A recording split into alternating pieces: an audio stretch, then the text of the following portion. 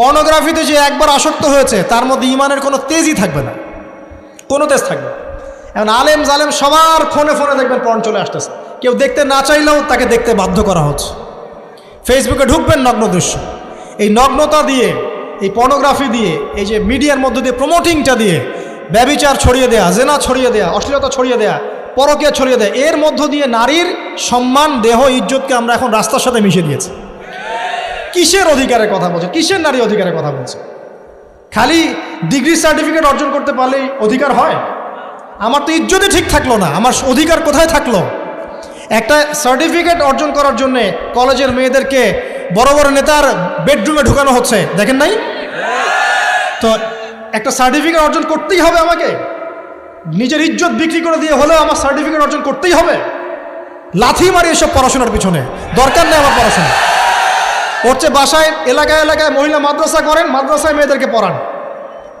আমি খুব দুঃখের সাথে বলছি, অনেক মাদ্রাসাতেও এরকম ঘটনা কিন্তু ঘটেছে না?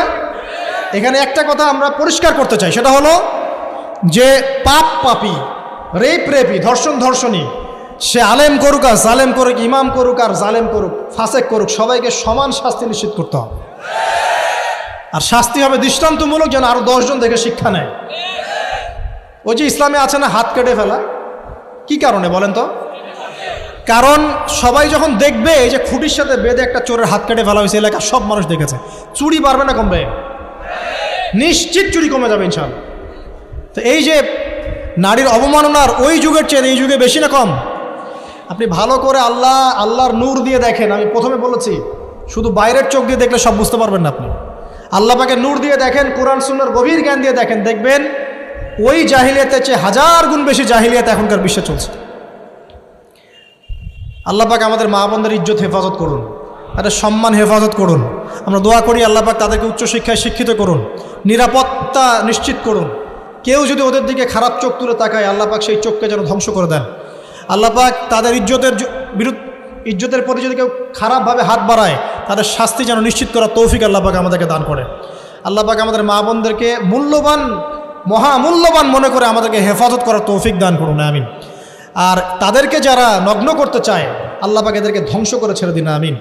আল্লাহ পাক বলেছেন, যারা চায় মুমিন মুসলিমদের সমাজে অশ্লীলতা ছড়িয়ে পড়ুক, দুনিয়া এবং আখিরাত উভয় জাহানে আল্লাহ পাক এদেরকে ধ্বংস করবেন ইনশাআল্লাহ। আরেকটা বলে শেষ করি, সেটা হলো, কয়টা বলেছি ভাই জাহিলিয়াত? ইমাম মুহাম্মদ বিন আব্দুল ওয়াহাব রাহিমাহুল্লাহ তার একটা বইয়ের মধ্যে 1000টা জাহিলিয়াত আছে। আমি 5টা বাছাই করেছি। কয়টা? 5টা। কয়টা বলেছি? 4টা। এক হচ্ছে কি বলেছিলাম? শিরক, আছে না নাই? রিবা এখন আছে না নাই? 3 নাম্বার কি ছিল? মাদক। আর 4 নাম্বার নারীর অবমাননা। মাদক তো বুঝলেন, এটা তো আমার চেয়ে আপনারা ভালো বুঝেন, মাদক সব জায়গায় আছে। আরেকটা কথা বলি, দেখুন মাদক নিয়ে একটা কথা বলি, শুনুন। আপনাদের কি কখনো গায়ে কখনো ফোড়া হয়েছে? কার কার গায়ে ফোড়া হয়েছে বলি, হাত তুলেন। আচ্ছা, কেমন ব্যথা? ফোড়া ফেটে গেলে কি বের হয়? রক্ত আর পুঁজ বের হয়, তাই তো? একটা হাদিস পড়েছি, রাসূলুল্লাহ সাল্লাল্লাহু আলাইহি ওয়াসাল্লাম বলেন সাল্লাল্লাহু আলাইহি ওয়াসাল্লাম, যে জাহান্নামে আমাকে মেরাজের রাতে জাহান্নাম দেখানো হয়েছে। মেরাজের রাতে আমাকে জাহান্নাম দেখানো হয়েছে। তো সেখানে আমি দেখলাম যে কিছু মানুষকে এই জাহান্নামীদের রক্ত আর পুঁজ খেতে দেয়া হচ্ছে। মানে আল্লাহ জানেন কেমন করে রক্ত আর পুঁজ পান করতে দেয়া হচ্ছে। কারণ জাহান্নামে পিপাসা লাগবে না, ক্ষুধা লাগবে না? ক্ষুধা লাগবে। খাবার খেতে চাইলে জাক্কুম, আর পানি খেতে চাইলে হামিম, গরম উত্তপ্ত পানি। আর যে রক্ত আর পুঁজের একটা মিশ্রণ খেতে দেয়া হচ্ছে। তো নবী সাল্লাল্লাহু আলাইহি ওয়াসাল্লামকে সাহাবীরা পরে জিজ্ঞাসা করলেন, ইয়া রাসূলুল্লাহ, কোন পাপের কারণে তাদেরকে এই শাস্তি দেওয়া হচ্ছে? নবী করিম সাল্লাল্লাহু আলাইহি ওয়াসাল্লাম বললেন, তাদেরকে এই শাস্তি দেওয়া হচ্ছে একটা পাপের কারণে, সেটা হলো মাদক দ্রব্য সেবন করা। আর ওই পানীয়টার নামও নবীজি বলে গেলেন, তার নাম হচ্ছে তিনাতুল খাবাল। কি নাম? তিনাতুল খাবাল। এই তিনাতুল খাবাল মানে জাহান্নামীদের রক্ত এবং পুঁজ, এটা খেতে দেয়া হচ্ছে মাদকদ্রব্য সেবনকারীদের জন্য। আল্লাহ রাসূল সাল্লাল্লাহু আলাইহি ওয়াসাল্লাম বলেছেন, কোনো ব্যক্তি যদি মাদক সেবন করে তার 40 দিনের নামাজ কবুল হবে না। সে যদি আবার তওবা করে ফিরে আসে, আল্লাহ পাক মাফ করে দিবেন ইনশাআল্লাহ। যদি আবারও মাদক খায়, আবার 40 দিনের নামাজ কবুল হবে না। তারপর যদি আবার তওবা করে, আবার আল্লাহ মাফ করে দিবেন ইনশাআল্লাহ। তারপর যদি আবার মাদক খায়, আবার 40 দিনের নামাজ কবুল হবে না। তারপর যদি আবার তওবা করে, আবার আল্লাহ মাফ করে দিবেন। তারপরে যদি আবার মাদক খায়, তখন আল্লাহ রাব্বুল আলামিন তাকে তিনাতুল খাবাল পান করান।